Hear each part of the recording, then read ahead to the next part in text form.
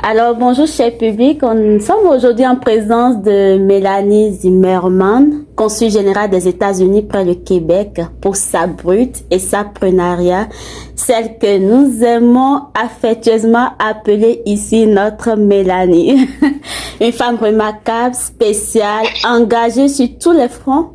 La présenter dans cette entrevue prendrait des minutes. Je vous en dirai plus dans mon article détaillé. Mais il me plairait aujourd'hui de faire autrement. Et là, je vais dire, si je laisse Mélanie se présenter de vive voix, que dirais-tu de plus de toi-même à mon public? Je dirais que je suis une maman, une diplomate, une passionnée de beaucoup de choses. Et je fais tout dans la vie pour essayer chaque jour de laisser le monde un petit peu meilleur que je l'ai trouvé. Oui. Et pour essayer d'aider autrui.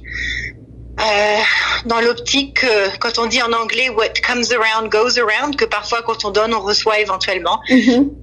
Si ce n'est pas directement, ça peut être indirectement, et surtout de pouvoir grandir et changer tous les jours un petit peu aussi.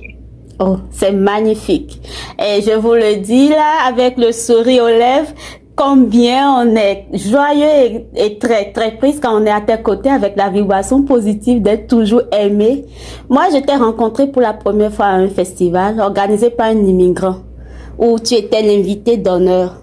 Donc, je veux savoir, dis-moi, pourquoi cet intérêt sans faille à la communauté immigrante au Québec? Je pense qu'il y a une raison personnelle et il y a une raison professionnelle. Je vais commencer par professionnelle.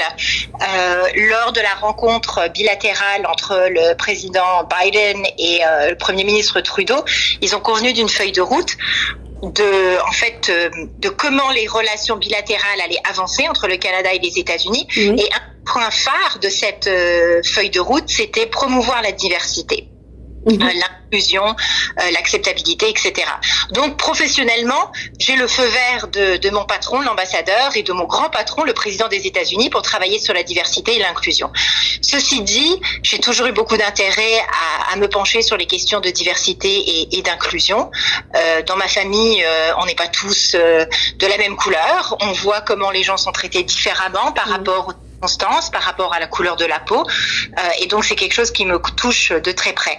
Et je dirais peut-être troisièmement, avec toutes les années que j'ai passées en Afrique, j'ai une très très grande affinité pour l'Afrique. C'est un bien grand mot puisque c'est les Afriques, c'est les centaines de différentes Afriques qu'on peut trouver à chaque pays et dans chaque région, mais c'est un continent qui me tient beaucoup à cœur, dont j'aime parler, j'aime retrouver des gens avec qui je peux échanger, où on peut trouver des points en commun sur des expériences que j'ai pu vivre en Afrique. Donc je suppose que je suis partie un peu à la recherche de ce soleil, de cette humanité, de cette chaleur humaine qu'on retrouve en Afrique et qu'on retrouve pas toujours à l'extérieur de l'Afrique. Donc voilà, peut-être pour cette raison personnelle, professionnelle, et puis parce que l'Afrique me manque un petit peu. Exactement. Puis si tu n'avais pas parlé, j'allais rebondir là-dessus pour te dire, est-ce que cela vient de ton amour pour l'Afrique? Parce que je sais que dans ta carrière, tu as pris part à plusieurs pays. Et aussi, moi, je suis bénisse à côté de chez moi, là, le Togo. Le Cameroun, le Togo, le Burkina Faso, l'île Maurice et les Seychelles. Oui.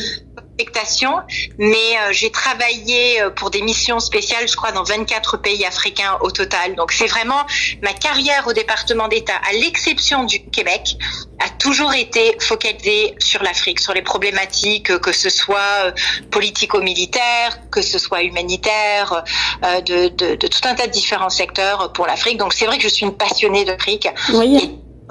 On m'avait donné un surnom un jour en disant « Toi, tu aimes trop l'Afrique, on va te donner un surnom qui fera sourire certains. » Mais on m'avait donné le surnom de Mami Wata. Mami Wata. Tu sais que c'est une tradition chez moi au Bénin. C'est une divinité qu'il y en a. Je suis pas de ce temps-là, mais quand même, il y en a qui adorent ça. C'est comme une divinité au Bénin aussi. Mami Wata, Mami Wata. J'ai pris ça comme un compliment, comme un énorme compliment. C'est la femme, parce que c'est souvent peinte en femme blanche. avec beaucoup de mèches, bien colorées, tout ça. Donc, qui aime l'eau, qui aime l'eau, voilà. Mais toi, tu es coloré dans le cœur et vraiment, nous sommes fiers de t'avoir à nos côtés. Si je vais citer les actions, faisant les cas de la diversité de l'inclusion, on parlera de la diplomatie culinaire, de ta présence à plusieurs conférences et autres. Je vais y revenir en détail dans l'article.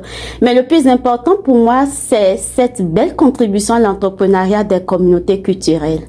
Donc, aujourd'hui, je vais te demander quelle est ta vue globale de l'entrepreneuriat immigrant au stade actuel de ta carrière de consul. Je pense que c'est on va dire, une force, un vivier économique incontournable dans tous les pays.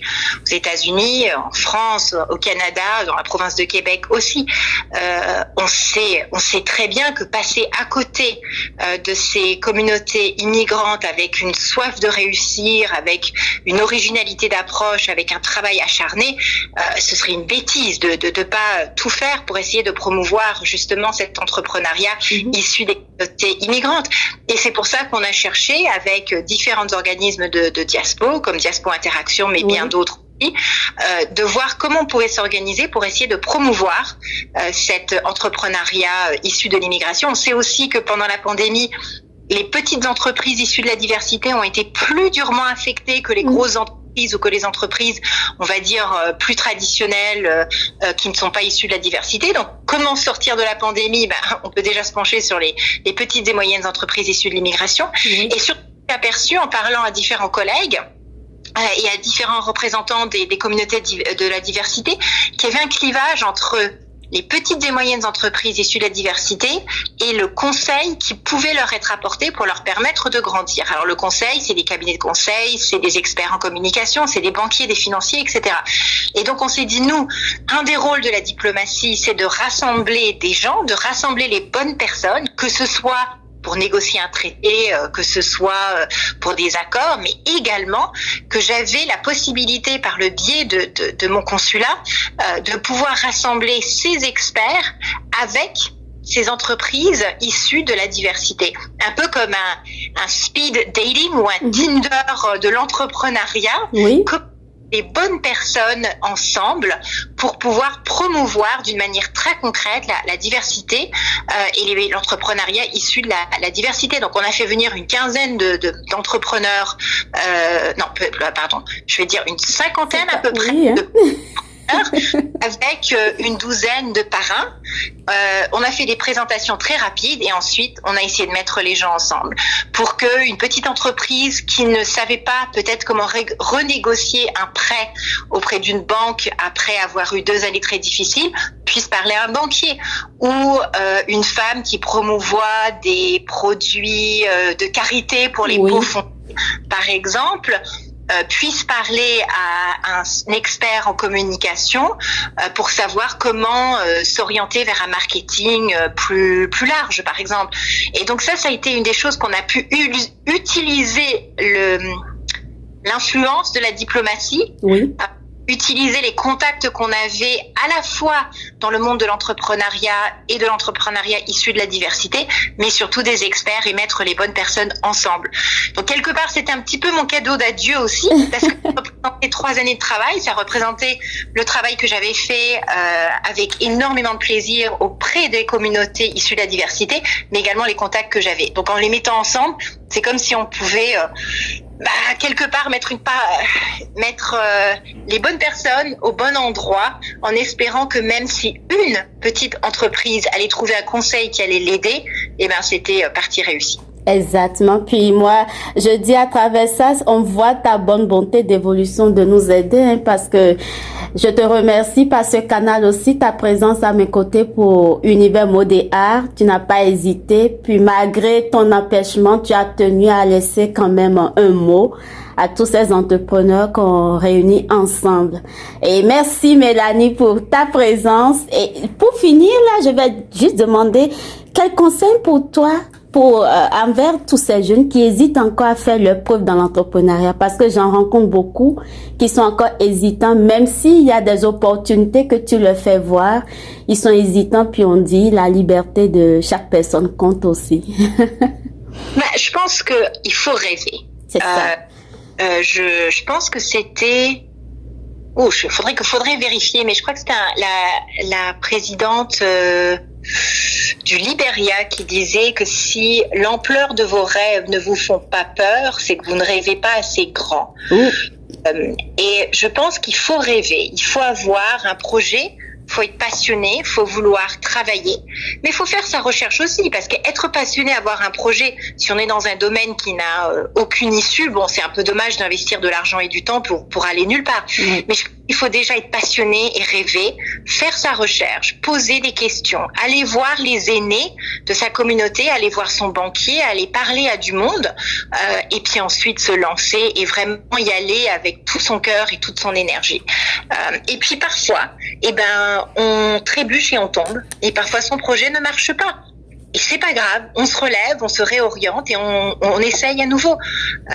Je veux dire, moi, j'étais pas dans l'entrepreneuriat, mais ma première passion, c'était d'être danseuse classique. C'est ce que je voulais faire. J'étais passionnée d'être dans la danse. J'adorais être en tutu et en pointe. C'était magnifique. Mais j'ai réalisé un jour que j'étais pas assez douée pour vraiment réussir. Ça a été une prise de conscience difficile, mais je me suis dit, OK, ça va pas marcher là. Donc, qu'est-ce que je vais faire? Tiens, je vais aller à l'université, je vais faire des études. Je suis tombée sur les relations internationales, je me suis focalisée là-dessus et j'ai continué. Donc, mon premier rêve n'a pas abouti, mais j'ai pu utiliser l'expérience de la danse, la discipline, le travail, la grâce, tout ça pour m'aider dans le prochain projet que j'avais.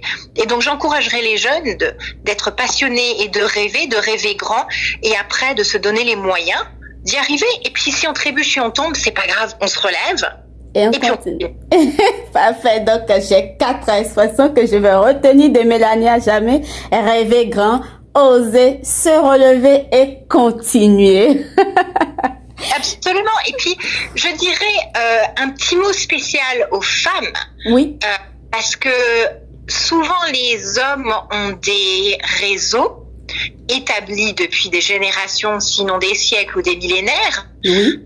Pour, je dirais aux femmes, aidez-vous. C'est très important. On dit, vous connaissez le proverbe africain, it takes a village to raise a child. Il faut un village pour élever un enfant. Oui. Et je pense que c'est pareil pour pratiquement tous les secteurs d'activité, tous les aspects de la vie. On peut pas faire ça tout seul. Donc, entre femmes, entraidez-vous. Si vous voyez, vous qui êtes mentor ou qui êtes femme d'entreprise accomplie, vous voyez une jeune qui se cherche, qui hésite un peu, tendez-lui la main. Faites dans votre cercle. Présentez-lui votre banquier. Présentez-lui votre directeur de communication. Proposez-lui de regarder son plan stratégique. Invitez-la à boire un café pour qu'elle puisse vous parler de son projet, de son rêve. Donc, je pense que nous, femmes, nous avons un rôle à jouer de se soutenir, de ne pas se tirer les pattes dans les unes des autres, mais de se soutenir et d'encourager les jeunes femmes qui, peut-être pour des raisons culturelles ou religieuses ou économiques, n'osent pas.